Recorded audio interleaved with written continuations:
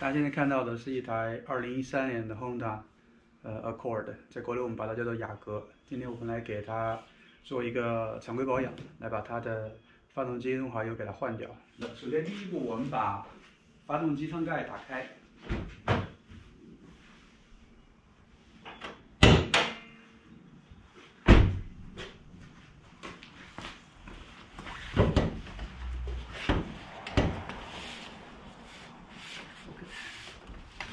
它的那个扣是在这个位置，所以不同的车有一点点不同，有的偏左，有的偏右，稍微摸一下就可以了。然后是整个发动机舱打开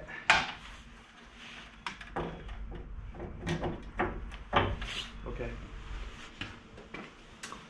准备一个 paper towel， 然后准备一副手套，我们待会儿换油的时候肯定会用到的，所以现在先准备好吧。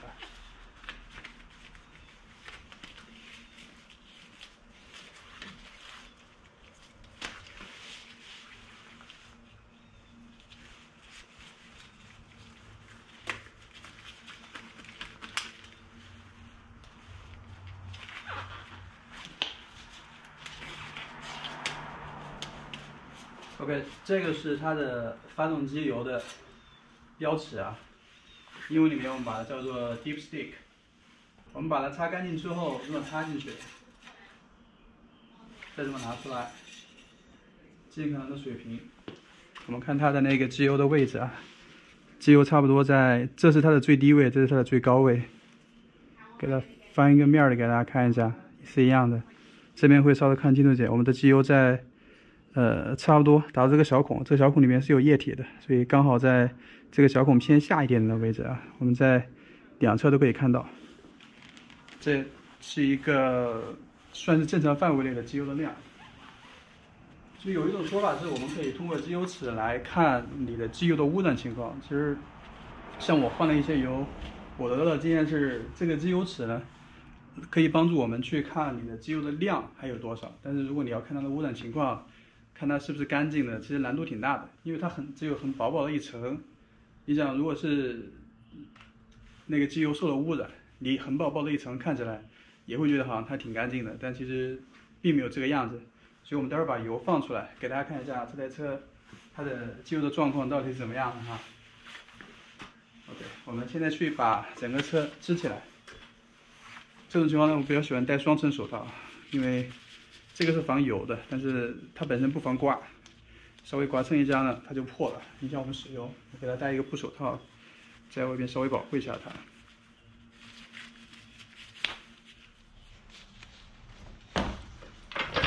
OK， 我们现在来到车的侧边，把一个东西垫一下。OK。大家换机油的时候可以用修车斜坡，在前边放2个，这样子我们可以把车开到斜坡上，可以换油。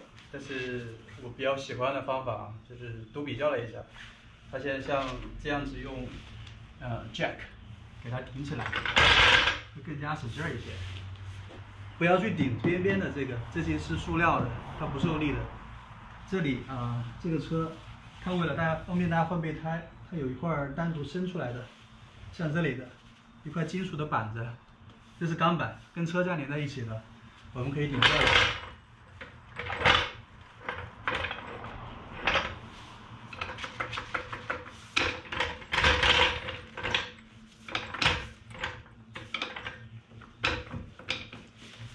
好，把它往上顶。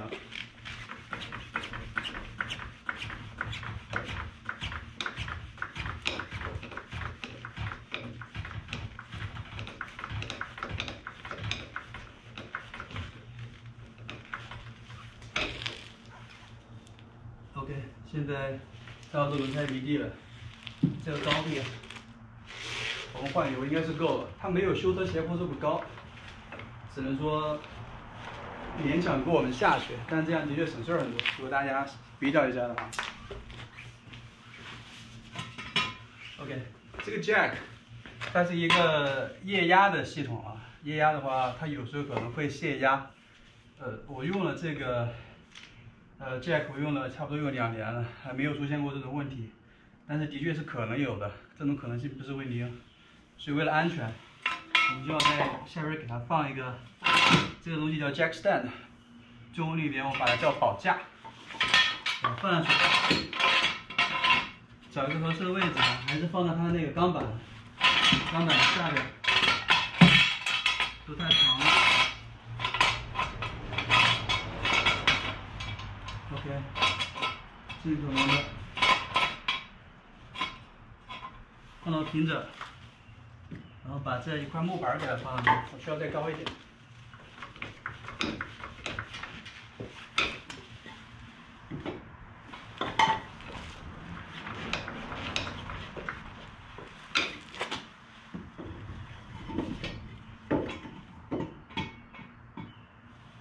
OK， 往下再来一点点。你把往一直拧，这个可以泄压的。好，车下来了，这样子，再给它锁死，这样子是相当于给它一个双重保护。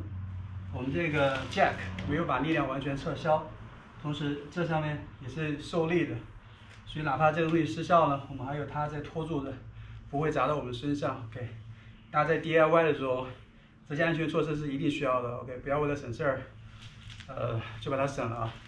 当然还有一个安全措施，大家换油的时候最好是在平地上去换油，这样子可能车发生侧溜的可能性会小很多。但是我们现在是在一个很平整的车库里边，我们也需要用这个叫 wheel chock， 就是一个大的橡胶的三角形，因为车其实现在有点倾斜的，那个它有一股力量是要往后退，所以我们怎么弄呢？用这个把后轮给它卡住啊。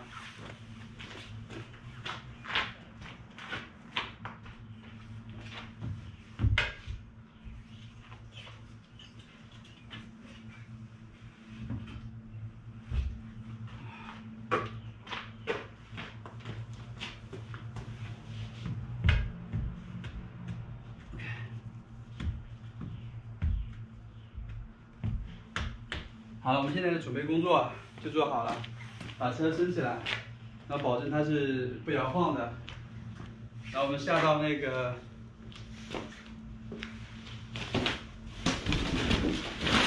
现在钻车底啊，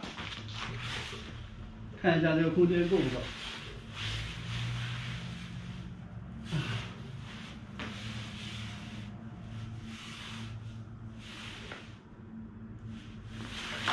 OK， 空间是足够的。我现在带大家来车底转一下吧。第一次换油的时候，大家可能才下来看着会有一点懵。对，在下边有很多螺丝都是需要换油的，像这个是我们的变速箱。OK， 这一款变速箱应该是下边没有放油螺丝，没有看到明显的，可能在侧边。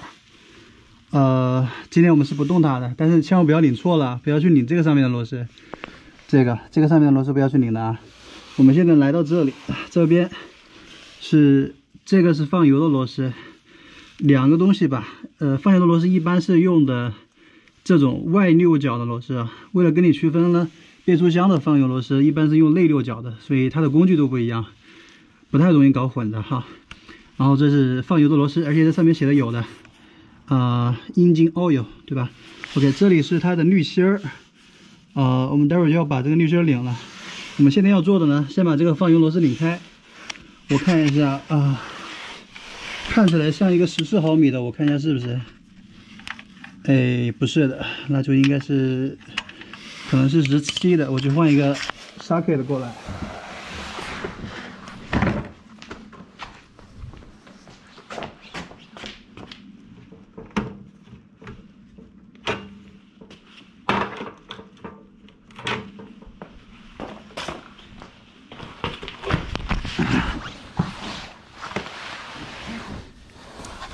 OK， 像我的经验哈，本田的、雅阁这些车常用的是17毫米的放油螺丝，丰田的话比较喜欢用14毫米的。OK， 我不一定准确这个，但是我观察到的的确是这个样子。用一块纸板垫到那个放油的盆的下边，就是防止它待会儿去污染地面呗。OK， 然后我们现在要做的啊，是去拧这颗螺丝，17毫米的，我们给它做逆时针旋转。逆时针的话，就需要让它往上推我们的杆儿，所以需要调整一下这个 ratchet。OK， 这个 ratchet 它带棘轮，可以双向拧动的哈。我们再去推，可能会比较费力，这个地方不是很好使力啊。换个方向。OK。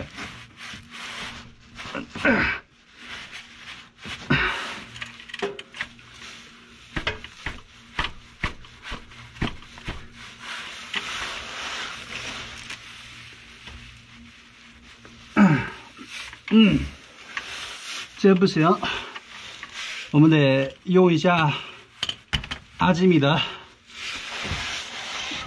刚才那个太短了，我给它延长一下，用这个拿了一个 Big Bar 过来，这个应该可以了。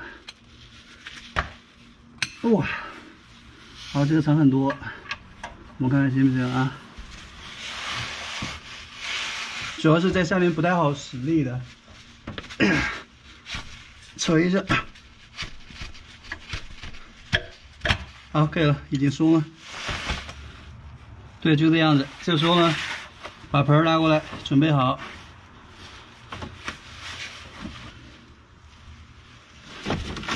就用内侧的手套就可以了。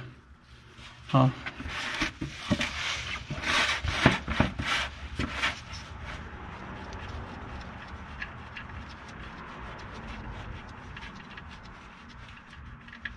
好，感觉到它已经快出来的时候，尽量不要把油沾到手上啊，尽量的。OK， 好，已经出来了，挡一下，好吧。然后还好我们下面有纸板挡着的，所以 OK。这是我们拆下来的那个放油螺丝，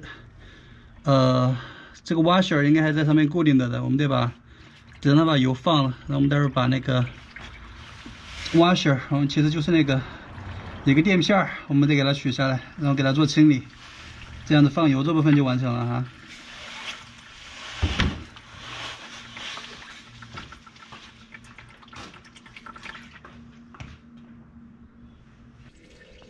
OK， 现在这个油还在放着，应该还有一会儿啊。我其实已经把那个注油口的我已经把那注油口的盖子给它打开了，但是现在还是挺慢的，就多等一会儿吧，因为换一次就很干净了。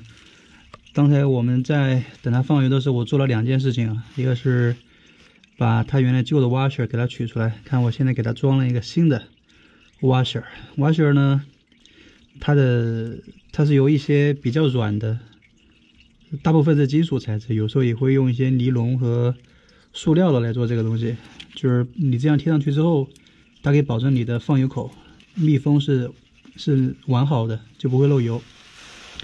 做的第2个事情呢，我是去给我们这里滤芯不在这里的吗？这个滤芯呢，其实是可以，我觉得这个角度是可以徒手拧上来的，但是因为我有存一些像这个套筒一样的东西，我们这样套上去拧起来呢会省力很多，所以待会儿等它油放的差不多了，我们就可以过来来把这个滤芯给它拧下来。待会儿等它油放的差不多了，我们把那个放油螺丝给它拧回去，然后把滤芯给它拧掉，这样我们下边的整个操作就完成了哈。OK， 我们现在是把油已经差不多放干净了，我们把这个螺丝拧回去。现在这个螺丝的力矩啊，大部分放油螺丝力矩在25磅到30磅。OK， 就是25 foot pound， 英制单位里面的力矩单位啊。大家可以转换一下，找到对应的牛米单位。我们把它拧紧，但这下面空间太小了，我就不用力矩扳手了。这个螺丝拧的多了呢，大家就会慢慢的有感觉了。当我们感受到阻力以后，再给它往上拧，半圈左右，差不多就可以了。这个螺丝并不需要拧很紧啊，拧很紧可能反倒会拧坏的。OK， 我现在单手在操作，有一点费力气。再检查一下，确定到位了。OK， 可以了，就这个样子。好，我们现在要拧的是这里的这个放油的 washer， 我们还是把纸板放在下面做保护。我先做一个测试，我觉得应该是徒手能拧下来的。还是不行，不行的话就上工具呗，这也没什么。这个套上去，这个尺寸我就不给大家说了，因为哪怕是同一台车，如果你用的不同品牌的那个 filter， 它的尺寸可能是不一样的。如果大家没有这个套筒咋办呢？你就用一个大一点的钳子夹住它，把它拧下来就好了。我现在不是很好使力的下边 ，OK， 我左手帮一下忙。OK，sorry， 翻车了。我现在对我只有把相机放到地上了，然后这样子来拧一下。下面的空间的确太少了一点。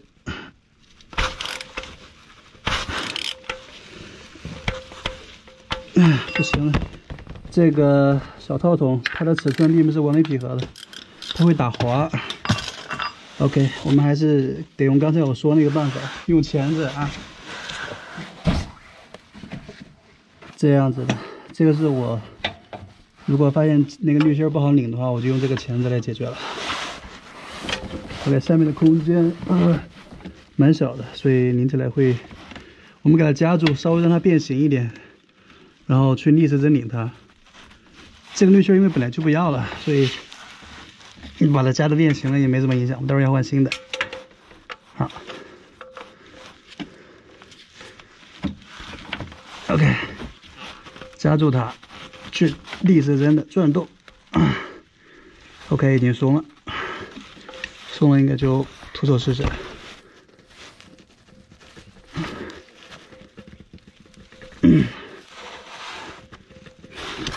还是不行的，再来一点点。它的力量其实不需要很大，但是因为像这种东西都是放在犄角旮旯的地方，不是很好使力的。OK，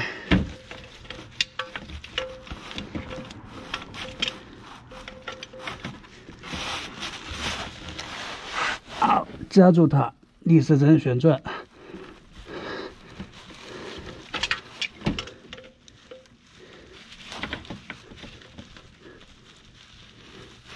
OK， 现在已经差不多转了有一圈儿，我觉得可以徒手试一下。OK， 好了，开了，已经开了。可能会还有一点油出来，所以我还是把盆准备在下面挡一下，不然地面会弄得很脏。OK， 果然有油出来了，给它拧松了，还没有取下来。对，换油的最高境界就是不要把油洒到地面上，再高一点的就是不要把油沾到手上。这是我努力的方向，但是换了也有这么多台车了，还没有达到这个境界啊。因为一个是 DIY， 下面的空间是非常有限的，你没地方躲，就是有时候有油出来了，你就不可避免的就到手上了。OK， 我们就把这个滤芯放到盆里吧，因为它本身还有挺多油的那里边。再让它这么 OK， 把剩下的一点油滴干净，然后我们给它装上新的滤芯就好了。好，我们把这个盆推开，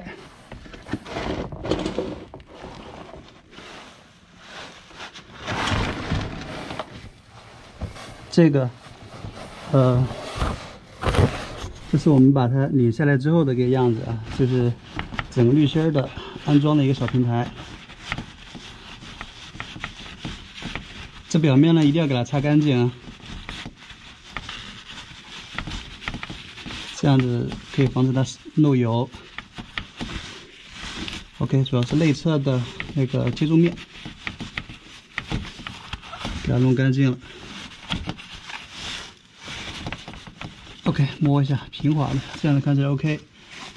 滤芯呢，我们是用的这个Mobil One 的，但是油我们也是用这个品牌 Mobil One 的滤芯，相对来说是我用的，我觉得比较靠谱的。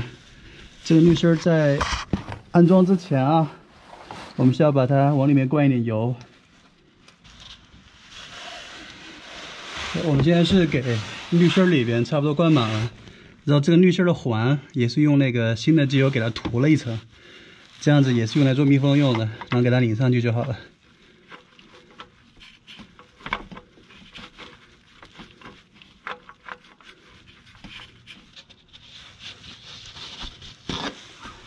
把滤芯表面的油给它清理干净，然后呢，再用手给它拧紧啊。这个地方我们的要求是hand tight， 就是不需要有特别大的力量，就是做密封就好了。但前提是手不能打滑的，如果手打滑了，当然拧不紧的啊。有一点油在手上，给它擦干净，裹住。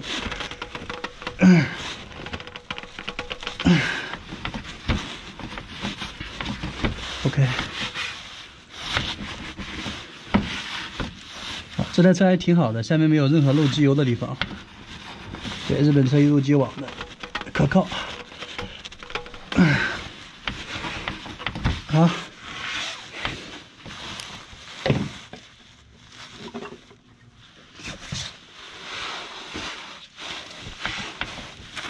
好嘞，我们现在说啊，车底的底盘的要操作的2个地方我们都弄完了，我们现在把所有东西撤走。然后给它灌机油就好了。OK， 我们现在是把这个油放出来了，本来想直接灌油的，但是都拿出来了，让大家看一下这个油的状况吧。这是我们拧下来的滤芯儿，这是它的油。大家现在觉得这个油还干净吗？是不是会跟我们在机油池里边看到的那个油的状况要差很多？这个油呢，差不多就是说意味着，来，这个白色的背景给大家看一下，就意味着这个机油的确该换了啊。OK， 现在我们就到整个换油的，给它灌油的环节。刚才我们做的呢是把油给它放掉，这个是我们的注油口。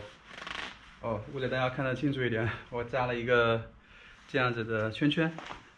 这个注油口呢，给它做个清洁啊，会防止待会儿有那个沙子给它带进去。这是我们用的漏斗，也是一样的。不要让里面有任何的沙子，因为如果有的话，它会进入到发动机里面去。机油呢，我们用的这台车用的是0W20的油，这是它的机油标号。品牌呢，我们用的 Mobil One， 这里机油标号其实可以在这里看到的。机油的量的话，在这边没有，这个上面是没有标记的，但是我 Google 了一下，这台车用的是4.4个夸脱的机油。但这4.4个夸脱包括我们倒到那个滤芯里边的那个油，我不是100%的相信这个数字，因为有时候 Google 上的数字也会有错，所以我打算先加个4夸脱多一点点，然后我用机油标尺检查一下，以这个为准。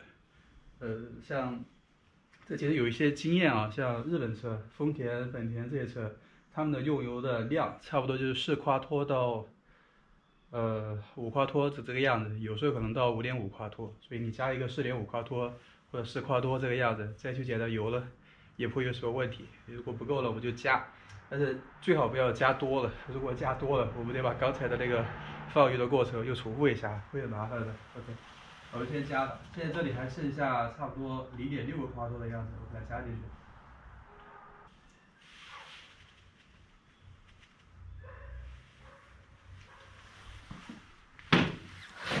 OK， 我是在给大家看一下，我们在 Costco 买的一箱，这样子打折呢是29.9美金加上税，就是买这个油的价格。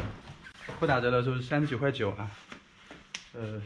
我们这一箱应该用完的，这一箱有6个夸脱，应该会剩下一些。看一下，我倒一点油出来给大家看一下新的机油应该是个什么颜色啊？这个是那个就是新的机油的颜色。就是很浅的，就是相比那个旧机油的话，一点黄色，这样子大家有个概念，说你的机油到底是已经用到什么程度了啊 ？OK， 我们现在加一个，这是第2个夸脱，第3个夸脱。哦，大家可能有的知道，可能有的不知道。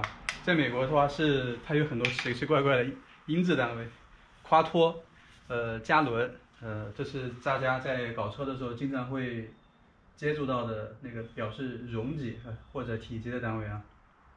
像一个夸脱的话，约等于1升，也是0.9升多一点点这个样子。一个加仑等于4个夸脱，差不多就是3.6、3.7升这个样子，大家有个大概的概念就行。所以这一瓶我们加进去就是1升差一点点啊，这就是一个夸脱的量。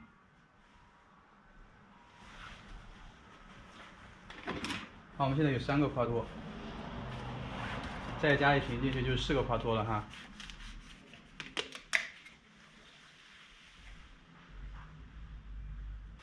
好，这是4个夸脱，我们再往里边加上1个夸脱的1/4吧，这样子不要给它加太多。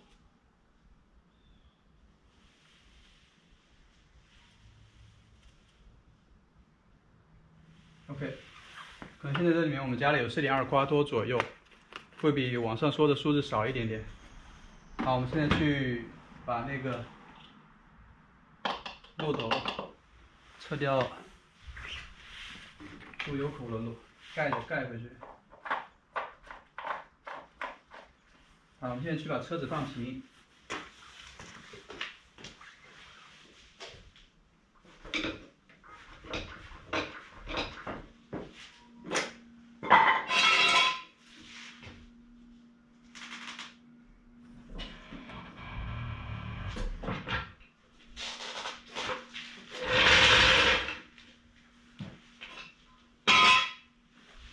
好，把车子放平以后呢，我们就去给车子打火。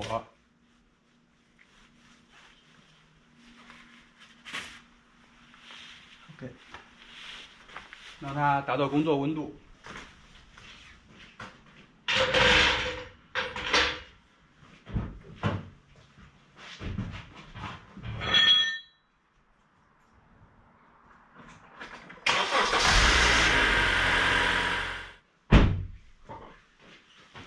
OK， 我们刚才让车子工作了有5分钟左右，这样子呢，让它的油有一个循环。这个时候我们来检查一下，机油尺，还是一样的哈，给它拔出来，清理干净。如果是我的话，我可能会建议车主把这个机油标尺换一下，就很奇怪，这车才13年的，没有特别老，但是锈的机油标尺锈了。就觉得至少会让人觉得看着不舒服吧。我们把它拔出来，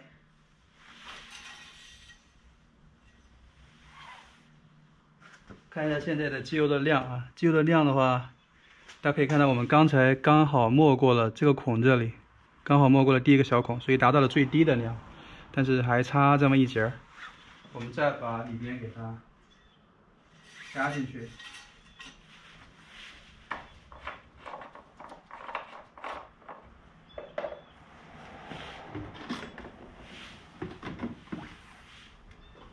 剩下的这一点机油，我给它倒掉，倒到里边。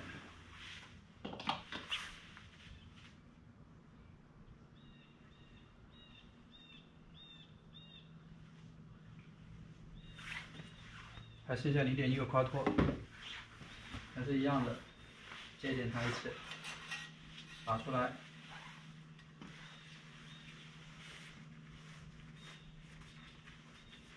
好，擦干净以后，给它放进去。OK。好，我们现在是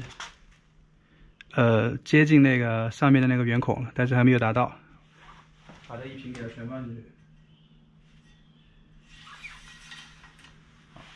因为有2个数据啊，我在查的时候，有人说是加5夸脱，有人说是加4.4夸脱，可能他们的型号不确定，但这台车常见的是5夸脱左右。OK， 好，最后一点加进去，再来检查一下。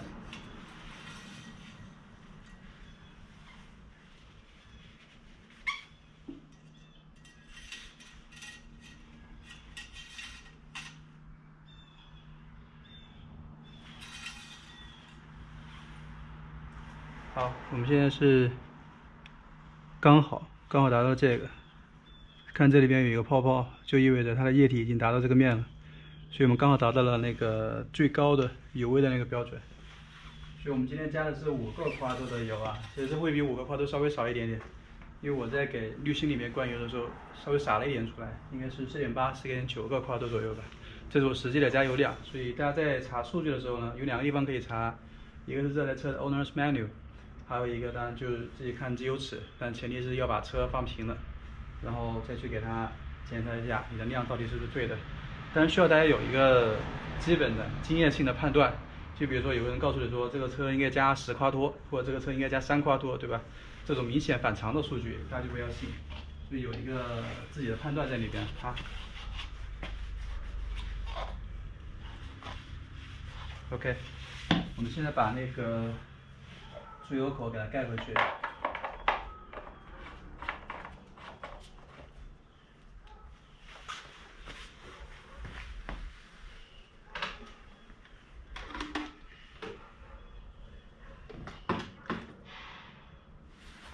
发动机舱盖起来，检查一下没有任何东西里面啊。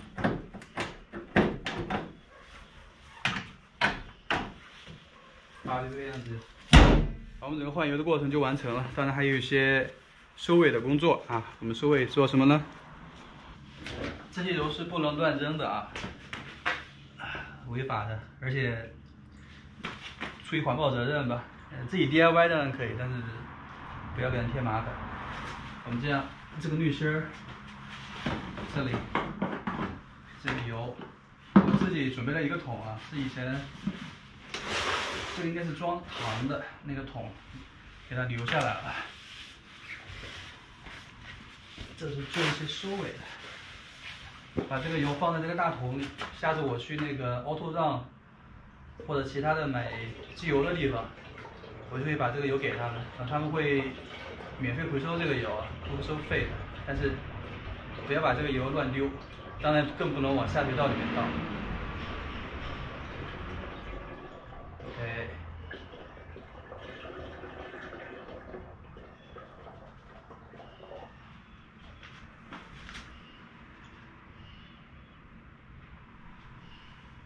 滴一下。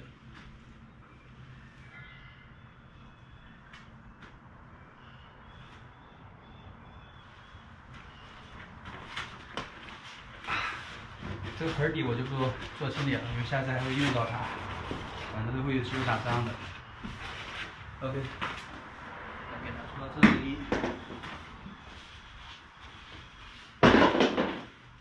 最后还有一个步骤需要做的呢，把这个油回收完以后，就是给这个车的挡风玻璃上贴一个保养标签儿啊。如果是比较老的车呢，当然需要我们手写；如果是比较新的车呢，我们就给它重置，相当于让它有一个新的保养周期。下一次它的那个保养提醒灯亮了以后，我们再给它做保养就行了。所以，对今天的换油的过程就这个样子了啊。如果大家觉得有帮助，可以点个赞、转发。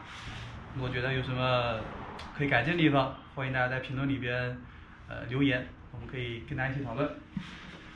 就这样，谢谢大家，拜拜。现在需要做的啊，就是来重置整台车的叫什么 maintenance schedule， 就是你换了油之后呢，因为这台车相对来说比较新啊，我们就不需要有的车是在这里贴一个标签，告诉你下次什么时候换油。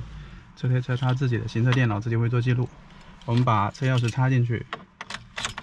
往前拧2格，其实就拧到 on 的位置啊，不需要打火。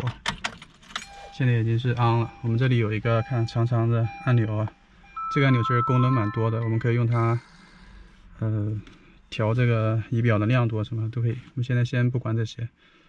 OK， 我们现在是去按这个按钮，现在就是在看这个屏幕上在不断切换，就是显示不同的东西，然后我们自己找。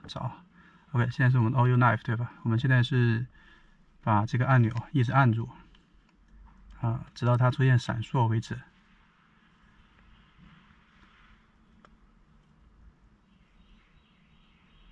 OK， 它现在出现闪烁了，对吧？我们再把给它按住。现在也是我们一直长按的。好，现在回到100%了，所以我们的整个保养的重置的过程也就完成了。所以到目前为止，整个保养就结束了。